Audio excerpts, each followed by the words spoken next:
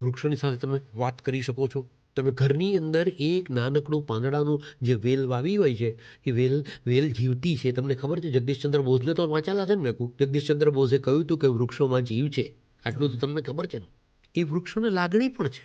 એ વૃક્ષોની સાથે તમે જોડાઈ શકો છો. અને આ વાત હું એટલા માટે કહું છું કે માં આનંદમયી માતાએ એકવાર પ્રવાસ કરતા હતા અને પ્રવાસ કરતાં કરતાં એમણે એક જગ્યાએ ઊભી રખાવડાવી મોટર અને કહ્યું કે આ બે વૃક્ષો છે ને ગયા જન્મના ઉપાસકો છે. બે વૃક્ષો પાસ ઉગેલા હતા.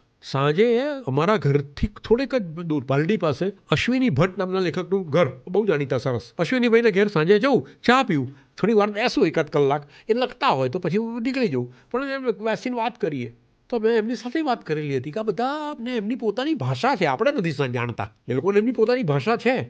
ઓથાર, અંગાર આવી વાર્તાઓના લખેલો છે. હા, એ માણસે મારી સાથે એટલા લાગણીથી કહ્યું કે એમાં મિસ્કીન એવું છે કે આ મારા બારીની બહાર જે આ લીંબુડી છે ને, એ લીંબુડી ઉપર હું પાન ખાઈને રોજ એની પર પિચકારીઓ મારું છું. એટલે મારાથી એક દિવસ થયું કે કંઈ લીંબુ જ નથી આવતું આટલા વર્ષોથી. તો એણે કહ્યું કે તમે તો રોજ મારી પર થૂંકો છો, હું તમને શું ફળ આપું?